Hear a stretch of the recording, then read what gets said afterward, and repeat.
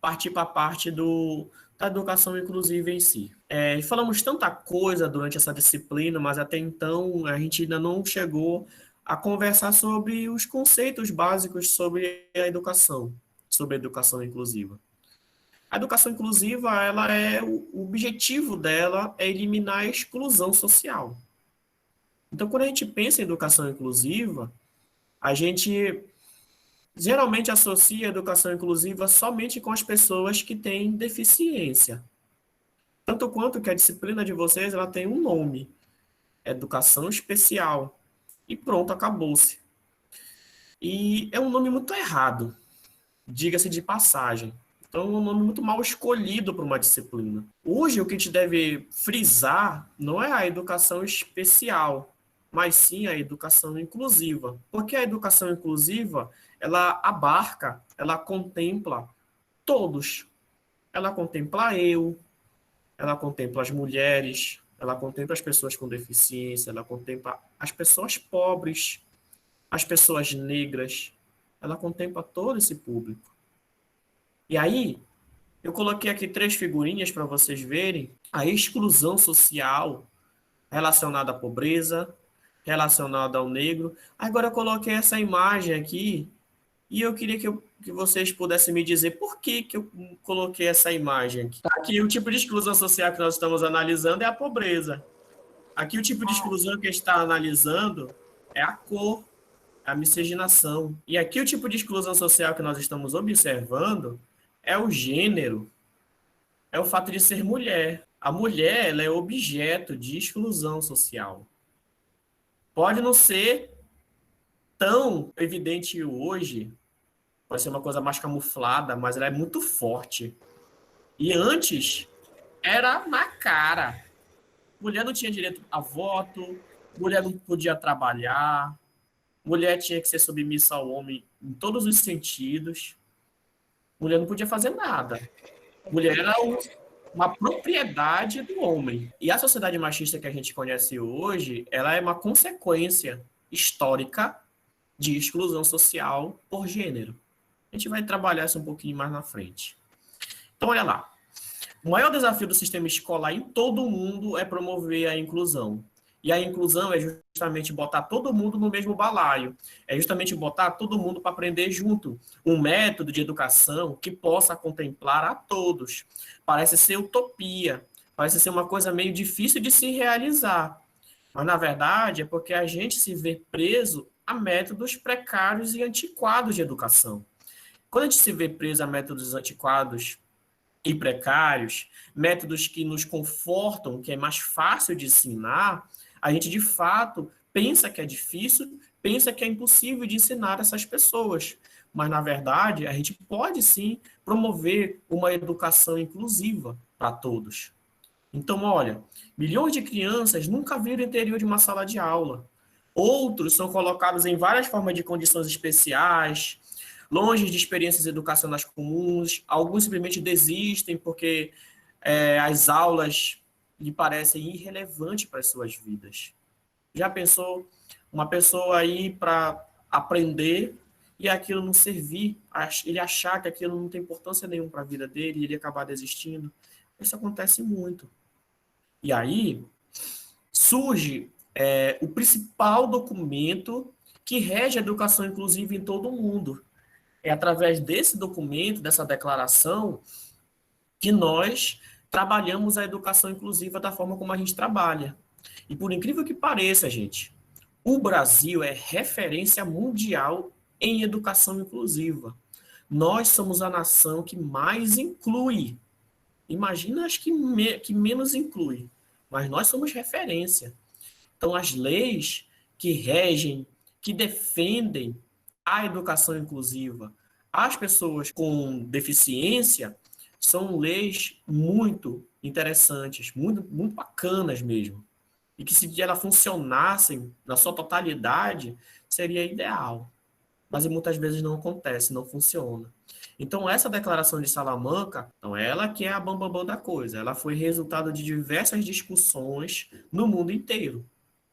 E aí, ela é o meio mais eficaz de combater atitudes discriminatórias, construir uma sociedade inclusiva e uma educação para todos. Muitas das características da Declaração de Salamanca, que a gente vai generalizar, na verdade, especificar para criar diversos tipos de leis, vai ser, por exemplo, o seguinte: levar em consideração que todas as crianças têm uma vasta diversidade e características diferentes. Então, todo mundo tem diversidade. É o primeiro pressuposto para a gente entender. Só que essa diversidade é normal. Toda a diferença que as pessoas têm é algo normal, seja ela o que for. Não é porque você tem Down, tem autismo, que isso é anormal. É apenas uma diversidade. E as escolas precisam acomodar todas essas crianças, assim como as crianças com deficiência. As crianças com deficiência, elas têm que frequentar a área escolar, a educação regular. E é essencial também que a inclusão abarque, absorva também a participação da comunidade. Não só fique restrito ao espaço escolar, mas também à comunidade. E que seja adaptado o meio escolar e que o currículo escolar também seja flexível. Então, tem que haver uma adaptação da escola. O currículo precisa ser uma coisa flexível para que a gente possa contemplar essa diversidade. Quanto mais engessado for, mais a gente exclui. Quanto mais flexível for, mais a gente inclui. Ser rígido demais é muito prejudicial, a gente acaba perdendo os nossos alunos. Então, na medida do que for possível, é importante ser flexível, para que a gente não perca os nossos alunos. E a inclusão precisa de recursos e apoios próprios. Por isso que cada aluno com deficiência que está na escola recebe um recurso a mais para ele, para ser utilizado para ele. E aí, a escola não pode desviar esse recurso para reformar alguma coisa que não seja uma reforma de um espaço dele, tipo uma sala multifuncional. Ah, vamos reformar aqui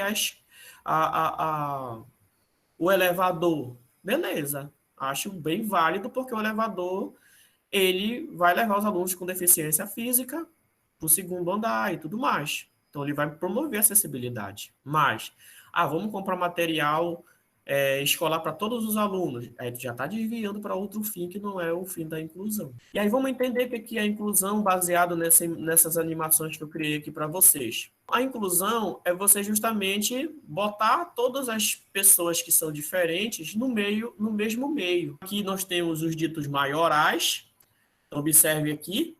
Então, aqui a maioria são os ditos normais. Mas nós temos um ponto ou outro, cada um com a sua diferença, cada um com a sua especificidade. E essas pessoas, elas precisam ficar nesse mesmo ambiente. Por que é importante todos ficarem juntos? Todos estarem na mesma sala? Porque eu poderia perguntar assim para vocês: mas, professor, pensa só comigo. Por que a gente não é melhor de separar esse pessoal e fazer um tipo de educação mais especializada para eles, ao invés de deixar eles misturados? É porque na escola a gente não só aprende conteúdos, a gente não está para ir para a escola só para aprender português e matemática. A escola, ela é uma simulação da vida. Ela é um ensaio que você está tendo quando criança para as dificuldades que você vai enfrentar quando adulto. A escola vai envolver interação social, convívio, brigas, desentendimentos, entendimentos, brincadeiras, amizades. Vai envolver conhecer ao próximo, o respeitar ao próximo, ou não respeitar, os limites. A gente aprende a viver socialmente na escola. A gente aprende a não ser uma pessoa baseada só na biologia. Porque se você não vive socialmente, se você é excluído do espaço escolar, você vai seguir o seu instinto. Mas quando você é forçado a viver no ambiente escolar, você tem que aprender sobre ética, sobre moral, sobre cultura. Você tem acesso à cultura dentro da escola. Porque se você for ter acesso a essas coisas que eu estou falando para vocês na rua, você vai ter o pior. Você vai ter a pior influência possível. Você não tem controle, você não tem limites. Tenta educar um filho teu dentro de uma escola e tenta deixar ele na rua para que a rua ensine ele. Aí você vai ver a diferença de pessoa que vai ser, da pessoa que se forma dentro da escola e da pessoa que se forma na rua.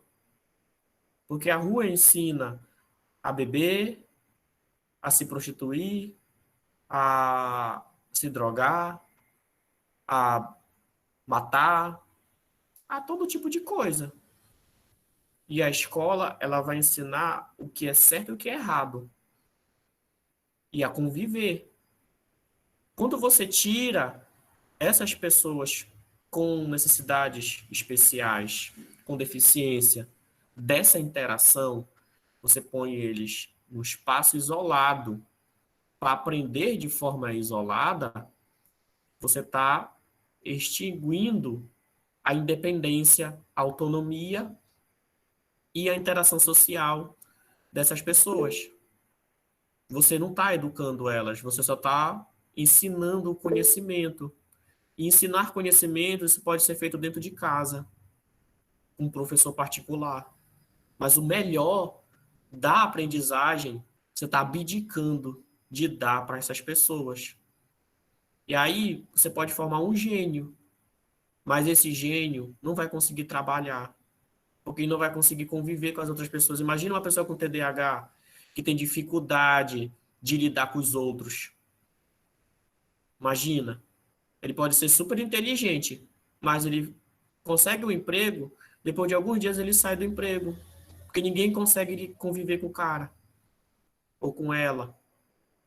Então é assim, por isso que a gente condena um tipo de educação que não seja aquela a qual a gente põe todo mundo junto. Essa é muito mais difícil, dificílimo de se fazer, mas é a melhor educação para todos. E é justamente por ser a melhor é que é mais difícil. Mas olha, antes de tudo isso, o que que acontecia? No passado, os melhorzinhos ficavam todo mundo junto e a gente excluía mesmo. Nem ensinar ensinava. Não, tu não tem condição. Tu é retardado, tu é isso, tu é aquilo, tu não tem condições de estudar. E aí ficava a cargo de organizações religiosas e filantrópicas de dar conhecimento, de ensinar aos excluídos. Era o tipo de situação em que essas crianças não tinham acesso à escola. E só as organizações religiosas e filantrópicas que abarcavam o processo educacional dessas crianças. Então, a exclusão é isso. Um tempo depois, aconteceu do que eu falei para vocês, essa separação. A maioria para um lado e a galerinha que são os especiaizinhos para o outro. Foi separado do ensino regular, e aí todo mundo que tinha dificuldade de aprendizagem ficava para cá, e aí ignorava as influências do ambiente na aprendizagem, tudo aquilo que eu falei para vocês. E, gente, na época que eu era criança, eu ainda vivi isso aqui, ó. Eu ainda vivi isso aqui. Quando tinha uma criança que não precisava ser com deficiência, não. Ela não acompanhava a turma, os professores já logo separavam. Eles botavam todo mundo só no mesmo lugar lá. Olha, isso aqui é o pessoalzinho que não aprende direito. Esse aqui é o grupinho dos alunos que são mais inteligentes. Isso deve acontecer até hoje, onde não se tem fiscalização, onde não se tem sensibilização, principalmente em escola particular. Quando a escola é particular, eles prezam por resultados. E o resultado é o aluno ser inteligente, é o aluno passar de ano, é o aluno passar no vestibular. É isso que eles prezam. Eles eles nunca levam em consideração as influências ambientais na aprendizagem. Eles só frisam a educação cognitiva. É só isso que eles frisam. Outro é o processo de integração. O processo de integração é um processo meio que faz de conta. A criança está no ensino regular, a partir de agora ela. Só que mesmo assim ela não se mistura com as outras crianças para não atrapalhar essas outras crianças aqui. É justamente botar uma pessoa com síndrome de Down numa sala de aula, mas continuar dando a mesma aula que sempre você deu. É botar um surdo lá e não ter um intérprete de Libras. É botar uma pessoa com TDAH, uma pessoa com dislexia, e não tá nem aí se ele tá lá ou se ele não tá na sala de aula. Ele tá lá, mas é mesmo que não tá. Põe lá dentro, mas o processo de exclusão continua acontecendo. Então, olha só, o que vai acontecer? Há uma separação na escola regular em aulas especiais. Não há mudança na organização da escola regular, como eu falei para vocês. Não muda. A educação continua da mesma maneira. Aí a vantagem, quando eles promovem isso, é que eles passam a ganhar um orçamento extra. Porque, olha, nós estamos incluindo, entre aspas, a criança na escola. E aí eles ganham orçamento. A partir daí é ganhar orçamento, mas aí, olha, não existe educação inclusiva. Isso é apenas um processo de integração. Tanto integração, quanto exclusão, quanto também o processo de separação, tudo isso é um processo de exclusão social.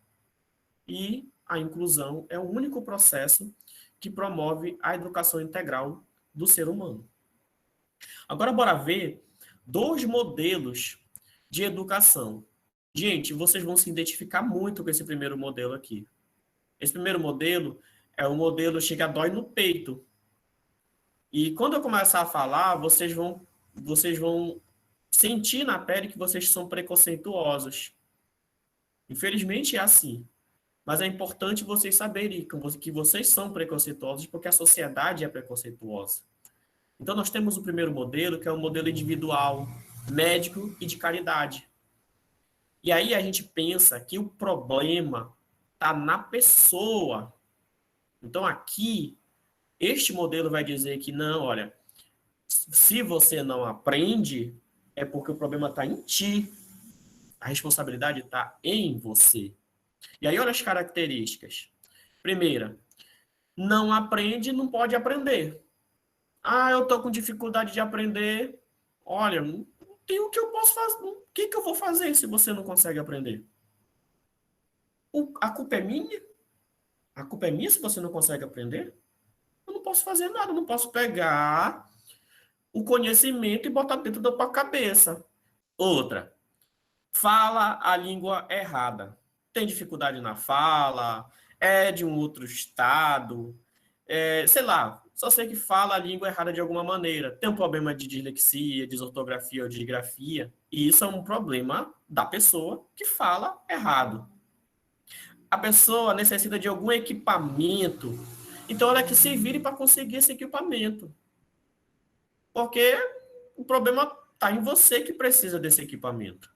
Não. O problema está na desigualdade social que a gente vive. E aí, o que eu ofereço para os alunos? Gente, a realidade é essa. Vocês precisam conseguir um computador. Vocês precisam.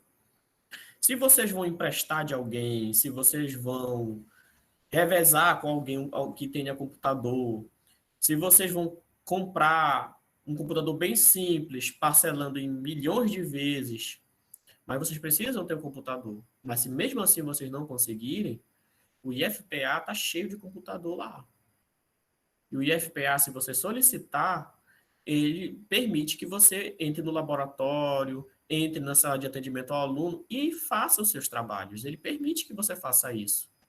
Então, isso é uma política de inclusão. Aí, se mesmo assim o aluno se nega, olha, Eu não quero ir atrás de gente para me emprestar computador. Eu não quero. Eu não quero comprar, porque não tenho dinheiro. E não estou afim de ir lá no IFPA. Todo dia sair de casa, ir no IF, ir fazer meus trabalhos. Eu não estou afim de fazer isso. Aí, o que está acontecendo? Nesse caso, o problema está na pessoa. Nós temos uma situação que ela necessita de um equipamento, mas o IFPA ele possibilita a inclusão. Ele possibilita. Ele tem os equipamentos, só que não dá, gente, para o IFPA pegar o computador, levar lá na casa da pessoa, botar o assento, botar para ele sentar para ele fazer o trabalho. Aí vocês já querem demais. Aí já não dá. Agora, eu ainda digo uma coisa para vocês. Dependendo da deficiência, a gente ainda faz isso. Porque a gente já cansou de buscar aluno cadeirante na casa. Já cansou de fazer isso. De buscar na casa e levar para a sala de aula. A gente já fez muito isso. E se mesmo assim, com todo esse processo de ajuda, de contribuição, o aluno se nega, aí é um problema já na cabeça dele. Mas o fato da pessoa precisar de um equipamento não é um problema da pessoa. Não é um problema que ele tem que resolver. É um problema que ele precisa resolver se for possível, mas se não for possível, o processo, a escola precisa possibilitar isso para ele. E é por isso que a gente tem computadores lá. Outra, não pode chegar até a escola. Você se matriculou, passou no vestibular, você não consegue chegar até a escola. Por que você não pode chegar até a escola? Porque não passa ônibus para lá, da onde eu moro. Então, de alguma maneira, a escola precisa transportar esses alunos. E vocês podem perceber que todas as escolas têm transporte escolar. Todas as escolas têm. A escola municipal ela vai buscando os alunos interiores todinho, vai buscando e vai distribuindo nas escolas. Então, isso é um processo de inclusão. Então, o fato de ele não poder ir à escola não é um problema dele. Então, precisa ter acessibilidade. Outra, não pode interagir. Ah, se tu não interage, ou seja, tu é um autista, o problema é teu. Não tem nada que eu possa fazer. Você não interage, você precisa interagir. Não tem necessidade de aprender. Meninas, por que a menina não tem necessidade de aprender? A mulher não precisa aprender justamente por isso, porque a mulher, ela logo, logo vai se casar com alguém. E aí ela vai ficar trabalhando em casa como doméstica, cuidando dos filhos, esperando o marido chegar para fazer uma comidinha bem gostosinha. E aí quando ele chegar, ela servir a comida para ele, lavar a roupinha dele. É por isso que a mulher não precisa aprender. Para que a mulher precisa aprender? Para que a mulher tem que fazer universidade? Trabalhar? Não precisa disso. Basta ela ser jovem, bonita, e ela vai arranjar um marido que dê tudo para ela. Mas ela vai ter que ser a empregada ou a segunda mãe desse cara. É um problema ser mulher. Outra, é demasiadamente doente, é pobre, vive longe. Então, uma pessoa que vive doente, o que a gente pode fazer? Não posso fazer nada, a gente cruza os braços, não vem para a escola, está todo tempo doente. É assim. É muito velho. A velhice também é um problema. Então, por ser velho, tem mais dificuldade. Lembra como eu falei para vocês? A pessoa ficando mais velha, ela vai tendo mais dificuldade de aprender em relação a uma pessoa mais nova. Mas ela aprende da mesma maneira, ela só custa um pouco mais. Outra, é diferente das crianças normais, precisa de um ambiente especial, tem necessidades especiais, não responde, não pode aprender. Então, assim, eu já até falei para vocês. Então, todas essas, gente, são características do que nós chamamos de modelo de caridade. É um modelo individual, é um modelo médico. Médico porque está associado a diversos tipos de deficiências aqui. Então, já que tu tem uma deficiência, aí o médico vai lá dar um laudo que você não vai mais estudar. Você não tem condições de estudar. Há um tempo atrás, eu sou professor de educação física. Até acho que meados de 2016, os meus alunos chegavam com laudos médicos para mim, pedindo liberação das aulas de educação física. O médico dizia que, olha, fulano está com problema de coluna, não pode fazer atividade física. O outro tem problema não sei do que, não pode fazer atividade física. Sabe quantos laudos de médico eu já aceitei de 2016 para cá? Nenhum. Nenhum. E não vou aceitar. Nunca mais. Para os meus alunos, nenhum vai ficar liberado de aulas de educação física. Eu não libero nenhum. Então, a educação física, ela precisa ser inclusiva. Não é porque você está fazendo movimentos que eu vou deixar de fora uma pessoa que está acometida com algum tipo de doença. Na verdade, as pessoas mais doentes são as pessoas que mais precisam de atividade física. A pessoa que está em coma, ela precisa de atividade física. Se você está lá em coma, dias e dias sem poder se movimentar, tem que ter um profissional lá movimentando o joelho, movimentando o pé, movimentando o braço, fazendo o movimento para aquela pessoa que ela não está podendo fazer enquanto ela está lá inconsciente. Se você fica dias e dias sem poder se movimentar, quando você voltar a si, você não vai conseguir andar, você não vai conseguir mexer o braço, você perde a capacidade de falar. Você não consegue mais falar por não falar, por ficar muito tempo sem falar. Então, o exercício físico, ele mantém a nossa saúde. E ele minimiza as doenças. É um erro gigante deixar uma criança doente de fora das aulas de educação física. É um erro gigante. Um professor que faz isso, ele não está promovendo a inclusão, ele está promovendo a exclusão. Agora, nós vamos ver o outro modelo, que é onde o problema está no sistema educacional, tá certo? Então, aqui o problema está voltado ao sistema educacional e não na pessoa, para vocês perceberem a diferença. Mas antes de eu continuar, aí confirma comigo, vocês, em algum momento, vocês acharam que vocês pensavam daquela maneira? Não tem problema de vocês assumirem isso, porque eu mesmo, em muitos momentos, eu me identificava com vários pontos que tinha lá. Então, eu tinha esse preconceito. Mas uma das medida que a gente tem de superar os nossos preconceitos, que a gente não percebe, é reconhecer eles. É enxergar, opa, isso aqui é preconceituoso, olha, eu nunca me toquei, cara. É perceber, saber que isso aqui é uma atitude preconceituosa e partir dali mudar. Aí eu vou levantar um ponto bem interessante sobre isso. Quando eu falo, eu sou de falar mesmo.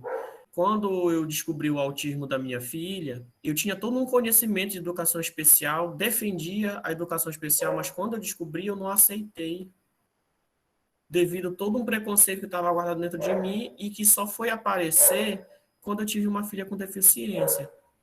Passei um ano assimilando aquilo, mas depois que eu aceitei e melhorou muito a vida da minha filha, o fato de eu aceitar, hoje eu não consigo imaginar ter uma outra filha para mim. Porque se eu comparar a filha que eu tenho com os filhos que os meus amigos têm, eu prefiro mil vezes a minha. Além de amar a minha filha como eu amo ela, eu admiro a minha filha. Eu tenho uma admiração enorme por ela, pela pessoa que ela é. Então, bora ver agora o modelo educacional. O primeiro modelo educacional está voltado ao seguinte: nenhuma provisão para a educação na primeira infância, nenhuma provisão para os alunos mais velhos. O problema está na educação quando ele não possibilita acesso à educação para as crianças mais novas e não promove educação para os mais velhos. Percebam que o nosso sistema... Aí vocês vão perceber como o nosso sistema educacional é um sistema muito bom. Porque nós temos EJA para as crianças, para as pessoas mais velhas. Nós, às vezes, ficamos pedindo, implorando para que as pessoas mais velhas possam ir à escola. Mas não adianta a gente colocar uma pessoa mais velha para estudar e implementar um tipo de educação que não vai contribuir. Então tem que ter essa sensibilidade de poder ter mais paciência, ensinar de forma menos complexa, para que ele possa aprender na medida das limitações que ele tem. E na questão das crianças, possibilitar acesso à educação para que os pais mesmo, que são mais pobres, possam ter tempo para trabalhar. Escola de tempo integral, creches. Se não tem creche numa cidade, ou se tem poucas creches, isso faz com que o filho fique mais tempo dentro de casa e atrapalhe os pais de poder conseguir emprego ou ficar mais tempo longe de casa trabalhando. Outra, métodos rígidos, currículos rígidos de educação. Se você tem métodos e currículos muito rígidos, isso tudo já é um problema educacional. Preconceito, discriminação contra indivíduos e grupos em particular. Isso acontece muito em sala de aula, acontece muito dentro da escola e acontece na nossa sociedade. Por que acontece dentro da escola? Porque, como eu falei para vocês, a escola é o reflexo da sociedade, é um ensaio para a vida. Nós devemos ver o que está de errado lá fora na sociedade, treinar as pessoas para que eles não façam a mesma coisa quando eles saem para a sociedade. Ambientes inacessíveis em que não são bem-vindos. Aí na escola só tem escada, não tem uma rampazinha, não tem condições nenhuma para acessibilidade. Falta de segurança, higiene, privacidade nos ambientes e nas instalações sanitárias. Tudo isso é um problema educacional. Professores sem apoio, escolas sem apoio. Cara, um professor quer fazer, quer ajudar um aluno, mas ninguém quer ajudar. Ninguém está apoiando.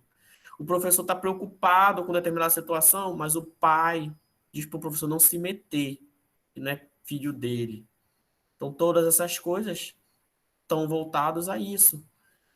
Outra, falta de formação ou fraca qualidade dos professores. Cara, isso é uma realidade. A forma como esses professores estão conseguindo seus concursos, indo dar aula, com as limitações que eles estão tendo, isso tudo vai gerar uma grande problemática educacional. Fracasso na aprendizagem, visto como um problema da criança. Então, se o aluno foi reprovado, o problema foi do aluno, que não estudou, que não prestou atenção nas explicações, que não estava nem aí para nada. A culpa foi dele. Mas será que, de repente, se esse aluno foi reprovado, foi porque ele não se alimentava direito? Por isso ele não conseguiu aprender direito? Lembre de todos aqueles fatores que eu falei para vocês que atrapalham a aprendizagem.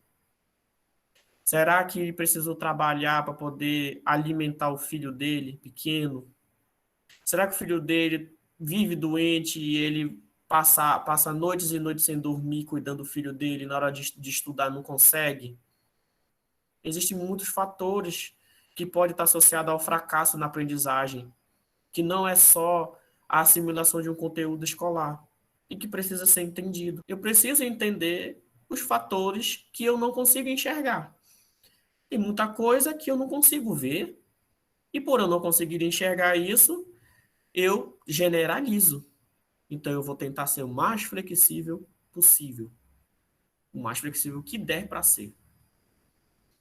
Outra, recursos locais não usados, falta de ajuda para o ensino e equipamentos inapropriados, ou falta de equipamento apropriado. Então, poxa, para vocês, vocês estão fazendo curso de geografia, mas cadê o laboratório de geografia, todo equipado com atlas, com mapamundi, com globo, com experimentos e tudo mais para vocês fazerem aulas melhores, mais bacanas. E para quem está fazendo biologia, os laboratórios e tudo mais, cadê? Para facilitar o processo de aprendizagem. Se não tem, o problema está na educação. Família e comunidade que não se envolve com a escola, isso é horrível. Você não sabe o quanto isso é ruim para a gente que é professor. Para a gestão em si. Estereótipos negativos de meninas, mulheres e outros grupos marginalizados. Uma mulher, hoje em dia, Hoje em dia, a gente consegue não, eu consigo ver, quando uma mulher tem um cabelo desse jeito aqui, todo mundo acha lindo e maravilhoso. Mas, no tempo de minha mãe, a minha mãe tinha o cabelo assim também. Tem, na verdade. A minha mãe sofria bullying de todo tipo de coisa. Hoje a gente já vê que as pessoas se aceitam mais, as pessoas se assumem mais da forma como são. Oh, eu sou homossexual, eu pego, me assumo, não quero nem saber e pronto. Ah, eu tenho cabelo grisalho, eu vou me assumir assim. Eu sou ruivo, eu sou assim, vou me assumir. Tá havendo empoderamento da mulher, empoderamento das minorias, empoderamento dos homossexuais. Isso incomoda as pessoas que são preconceituosas, incomoda demais, mas cada vez mais a inclusão está acontecendo. E isso é muito positivo, isso é muito bom. Línguas locais não permitidas nem estimuladas. Ah, o cara é nordestino, pronto. Todo mundo vai ficar avacalhando com o moleque por causa das gírias dele. Outra, falta de uma estratégia educacional completa na comunidade, nenhuma ligação entre diferentes formas de educação. Beleza. Então, esse aqui é o modelo educacional. É aqui que a gente está combatendo. Esse que é o modelo de fato, que de fato a gente tem que observar e tentar modificar. Porque aquele modelo lá é um modelo enraizado em preconceitos. Agora, vamos ver como a escola precisa se estruturar para promover a inclusão. Então, observa lá. Então, primeiro, a primeira circunstância é o comprometimento. É o comprometimento que geralmente acontece com uma parcela pequena da comunidade escolar. Então, por exemplo, o passo inicial aqui é estabelecer um compromisso com a missão da inclusão escolar. Então, essa etapa, ela muitas vezes acontece com poucas pessoas, mas com o tempo vai engajando cada vez mais pessoas e as pessoas vão se enquadrando nessas ideias. Então, a comunidade escolar, ela vai aumentando no decorrer do tempo. Não é uma coisa que vai se organizar de uma hora para outra. Então, muitas vezes, uma pessoa que tem uma sensibilidade com a inclusão, ela vai adquirindo adeptos que acabam comungando. Aí, quando você vê, você consegue montar, organizar uma organização de uma comunidade escolar voltada a se comprometer com a educação inclusiva. É hora, então, de a gente conseguir apoios da direção. Então, sempre a direção ela precisa estar apoiando a essa missão da comunidade. E essa comunidade ela é formada por diversos membros, não é só professores. Pode ter professor, o servente, a merendeira, o diretor, o coordenador pedagógico, ou seja, é toda a equipe escolar. Não é pensar que só se forma por professores. Depois disso, depois de um tempo, a gente forma uma equipe de trabalho. Uma equipe de trabalho que aqui no IFPA nós chamamos de comissões. E aí essa comissão vai ficar voltada só a lutar pelos direitos de pessoas com deficiência. Aqui no IFPA, essa equipe de trabalho nós chamamos de NAPNE, Núcleo de Apoio a Pessoas com Necessidades Educacionais Especiais. E aí esse NAPNE tem toda uma equipe com professores, pedagogos, assistente social, e aí o tempo inteiro estão tendo reuniões, vendo quais alunos que estão com necessidades, com deficiências e tentando ajudar na medida do possível, no máximo que pode. Olha, uma missão do NAPNE é essa, auditorar. Você vai elaborar um plano de ações capaz de cumprir uma missão, que é justamente um levantamento da realidade da inclusão naquela escola. Nesse passo, a gente vai fazer um levantamento de alunos que têm deficiência. É isso que é feito. E aí, no momento que a gente faz esse levantamento, a gente vai percebendo que muitos alunos manifestam deficiência, só que essa deficiência não está diagnosticada, que eu até conversei com vocês em aula passada.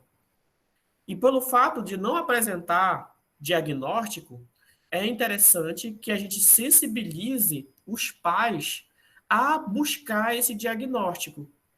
Então, quando eu falo diagnóstico, é um laudo médico. toda criança precisa desse laudo médico, primeiro, para que a escola possa levantar fundos, possa ter investimentos em prol da educação inclusiva. E também para que a gente possa ajudar, porque a gente não pode simplesmente dizer, olha, fulano é autista, não tem diagnóstico, mas a gente diz que é autista e trata ele como autista. Isso pode ser uma atitude preconceituosa da nossa parte. E se ele não for? E se for uma má interpretação nossa? E a gente está tratando ele como se fosse autista?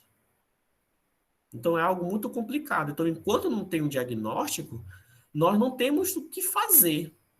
E não é obrigação da escola conseguir o diagnóstico do aluno. Isso é uma obrigação da família.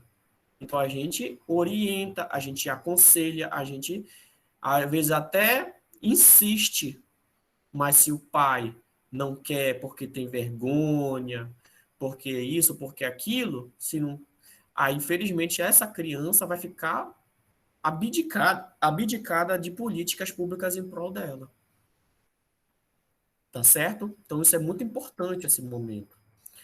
E aí, depois que a gente já tem todo um levantamento da realidade, dessa auditoria dessa realidade desses alunos, a gente vai começar a planejar como a gente vai cuidar delas, como a gente vai promover meios de acessibilidade, de recursos materiais, pedagógicos, de mudanças no currículo escolar, no PPP, no PDC, de mudanças no plano de disciplina mesmo, no plano de aula, no como o professor vai estar dando aula, na forma de avaliação. Então, vai acontecer todo um planejamento. Olha, para essa turma aqui não é adequado você fazer prova teórica, porque nós temos uma realidade aqui que compromete. Então, vamos pensar em outros métodos avaliativos, certo? Então, vai haver uma elaboração de um plano de ações, certo? Depois disso, vai haver o quê? Uma organização e uma capacitação dos professores, porque muitos de nós, professores, não estamos preparados para conhecer a fundo determinadas deficiências que a gente vai enfrentar, determinados alunos que têm determinadas deficiências. Importantíssimo o tempo inteiro estar capacitando a nossa equipe escolar para que essa equipe possa ficar cada vez mais segura na hora de ensinar e saiba o que fazer. Depois, vai ser implantado toda essa conversa que eu estou tendo com vocês, vai ver a implantação na escola, vai fazer acontecer a fase mesmo que as coisas já estão ocorrendo, e vai ocorrer muitas reuniões para a gente estar verificando se o que está sendo implantado está funcionando.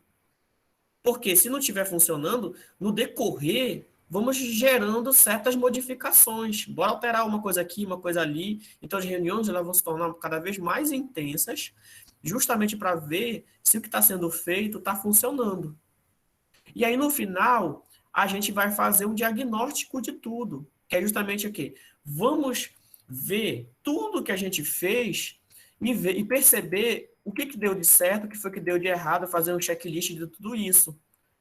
E aí gerar o que a gente chama de quê? De dados, para que a gente possa melhorar, aprimorar no momento que a gente der aula para as próximas turmas. A gente faz um monitoramento de tudo, olha, deu certo, aqui deu errado, aqui funcionou, aqui não funcionou, e a partir dessas informações, a gente vai poder gerar o quê?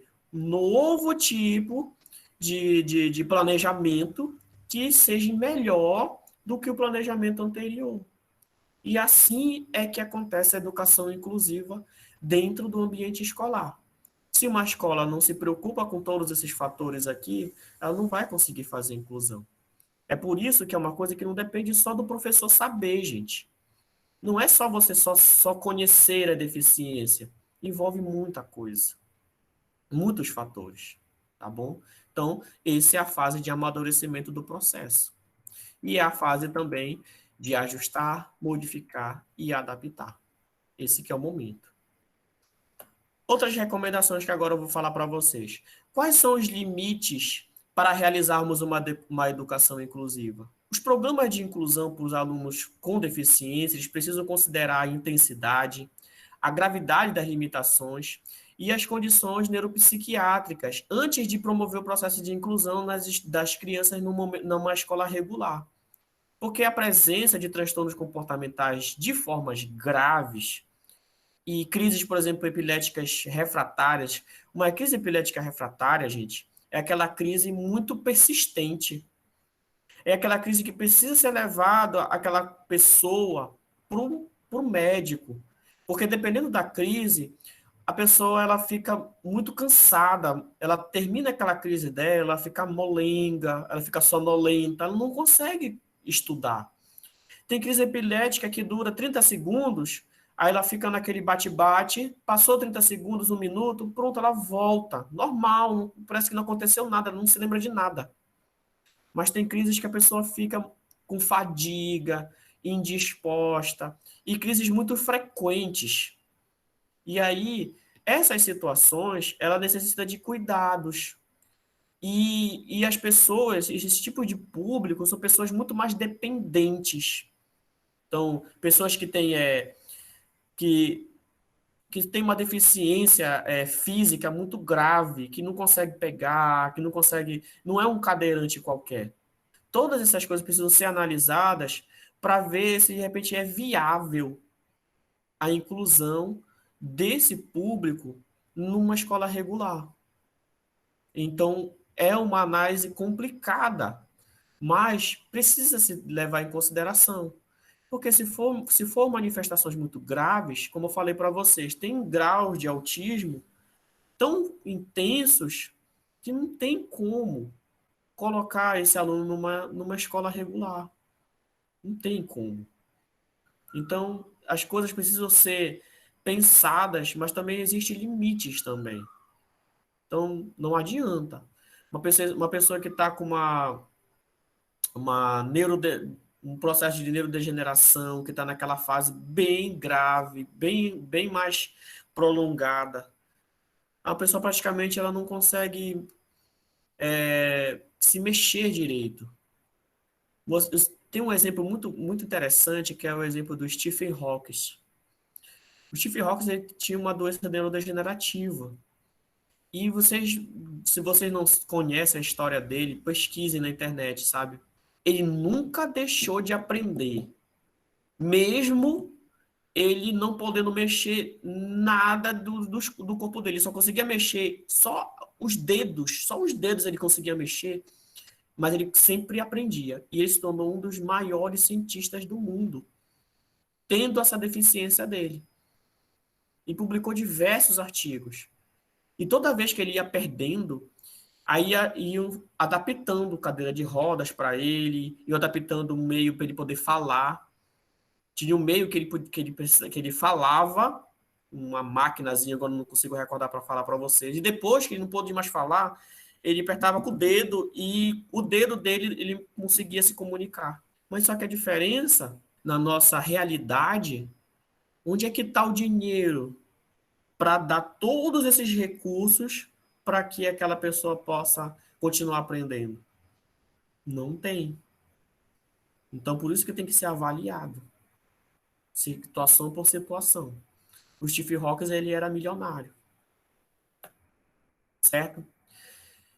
Outra questão também é que, nesses casos, deve ser considerada educação a domicílio, em clínicas, escolas ou salas especializadas, uma vez que esses locais eles podem se tornar espaços inclusivos, desde que tenham devida mobilidade. Se não pode ter educação em escola regular, devido a essas circunstâncias que eu falei para vocês, dá para ter em domicílios, clínicas, salas especiais e assim por diante.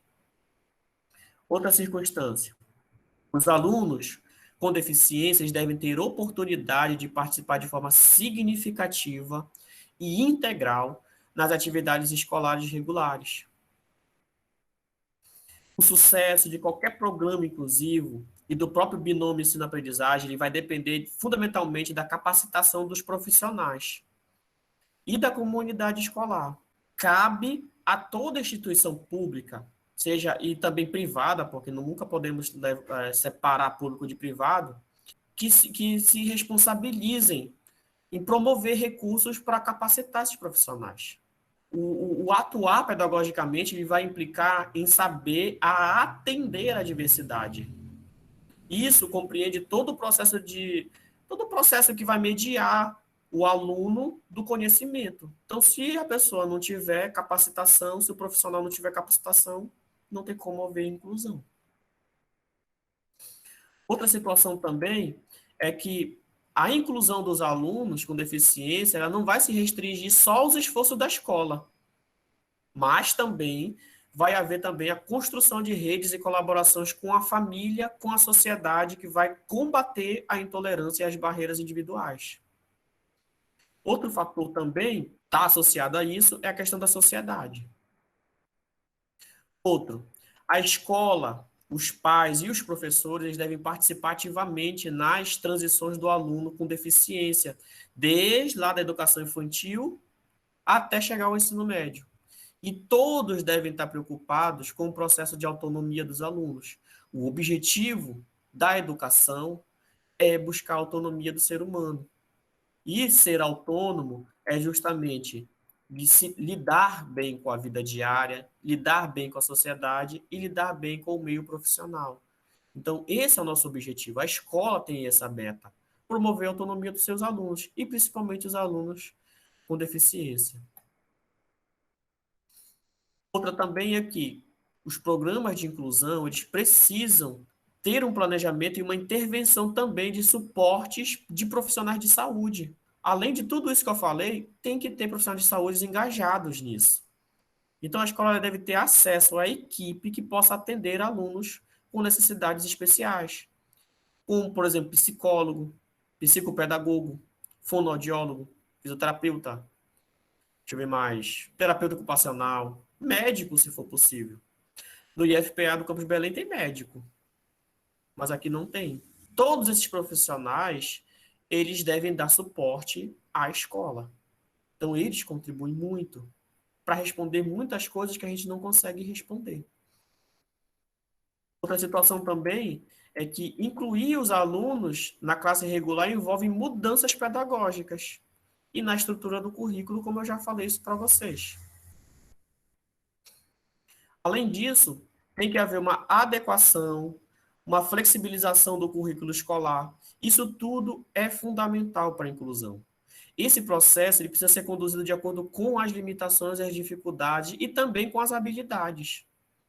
Eu não cheguei a falar para vocês, mas os alunos que são chamados superdotados e que têm altas habilidades, eles são alunos com deficiência também.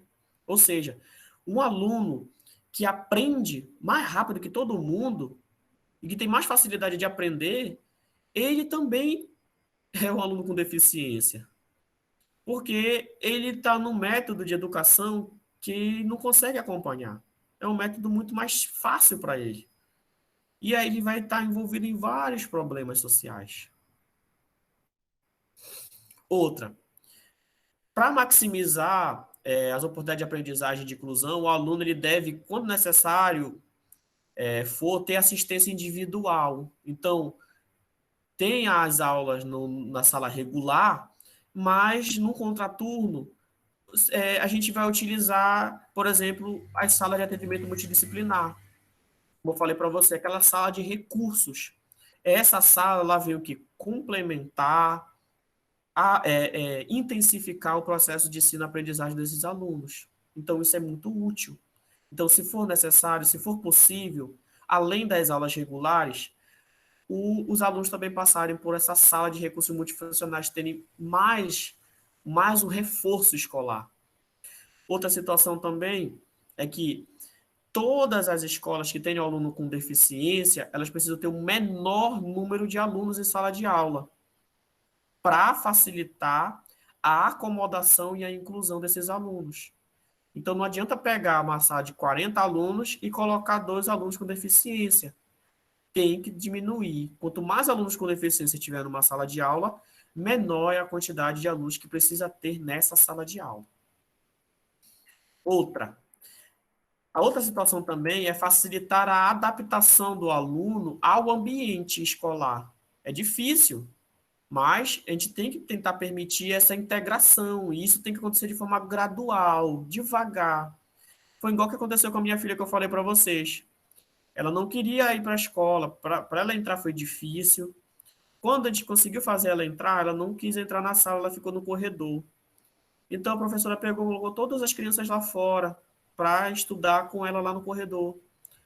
Aí no primeiro dia, ela não, nem deu importância. Ela ficou lá sozinha.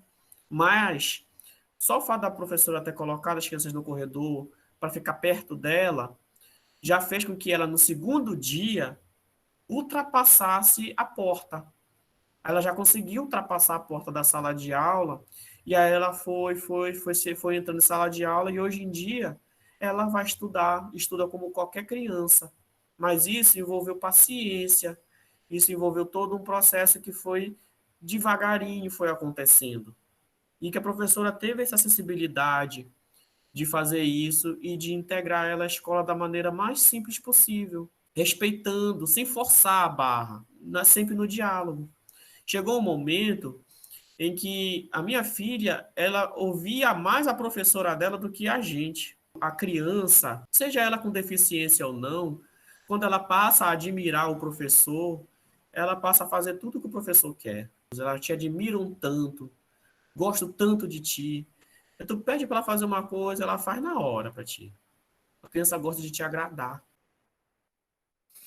A escola, ela precisa incentivar a participação dos pais, incentivar a participação dos cuidadores, né? Porque não pode só pensar pai, pai, pai, mas também tem cuidador envolvido nisso, né? Então, tem pessoas que cuidam de crianças. Para o processo de inclusão, incentivar a participação da comunidade, ter um canal direto com a comunidade. Então, isso precisa acontecer para a educação acontecer. E um aluno colaborador, ele pode ser de grande importância para a inclusão. E aí eu expliquei para vocês isso em aulas passadas que pode ser um monitor, pode ser um aluno que tenha facilidade de aprender, pode ser um aluno escolhido pelo professor, ou um próprio amigo aquela pessoa que mais se identifica com aquela criança com deficiência, para ele ficar lá e ajudar aquela criança a entender melhor o assunto, a explicar alguma coisa que tem mais dificuldade. Então, o aluno colaborador ele é bem interessante. Então, tudo isso, todos esses fatores que eu venho falando para vocês são recomendações que eu coloquei aqui para que vocês possam ter um guia, um norte, para que um dia, quando vocês forem professores, vocês não se sentirem tão sozinhos, tão desamparados em relação à docência de vocês. E para que vocês não pensem que ter um aluno com deficiência é um desafio, mas não é uma dificuldade da formação nossa. Vocês escolheram uma profissão que é uma profissão muito difícil. Então, acho que ser professor, cara, se o cara quer mesmo ser professor de verdade, um educador, ele vai sofrer demais, cara. É um trabalho muito, muito, muito, muito, muito difícil. Tem que gostar, tem que amar ser professor. E se você não amar ser professor, você vai ser uma pessoa muito frustrada. E se você não amar ser professor, você não vai gostar dos seus alunos e você vai estar atrapalhando a vida de uma renca de gente, sabe? Uma vez uma pessoa me falou uma coisa assim, poxa, qual a importância de um médico e de um professor? Eu concordo muito com isso, sabe?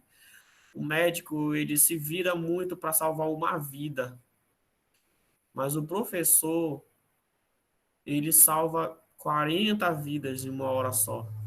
E ele pode acabar com 40 vidas em uma hora só. Uma coisa é você lidar com pessoas doentes, a outra coisa é você lidar com pessoas que não podem ter oportunidades de um dia de ser uma pessoa com seu trabalho, com sua profissão, com sua autonomia, que não vai ter capacidade de ter uma família. Você está acabando com a vida dessa pessoa. E eu sempre digo também, isso não é uma responsabilidade somente nossa. A gente tem uma parcela de responsabilidade, mas a parcela maior é de todo mundo junto. A gente tem que agir todo mundo dando as mãos, um ajudando ao outro, a comunidade, a família, a escola, todo mundo junto. Se for só o professor tentar fazer, ele não vai conseguir. Então precisa da ajuda de todo mundo.